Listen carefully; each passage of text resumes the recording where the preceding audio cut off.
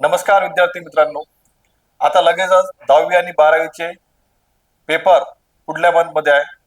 जर तुम्हाला 10वी आणि 12वी मध्ये 90% स्कोर करायचा असेल तर तुम्हाला ह्या 3 गोष्टी नक्की कराव्या लागतील.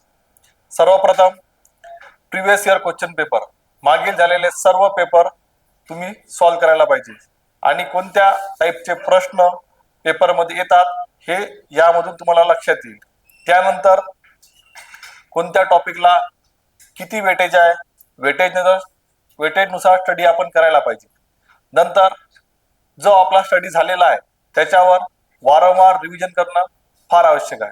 रिव्हिजनमुळे आपल्याला पेपरमध्ये प्रत्येक प्रश्न रिकॉल करण्यासाठी कमी वेळ लागतो आणि आपला पेपर लवकरात लवकर सॉल्व्ह केला जातो.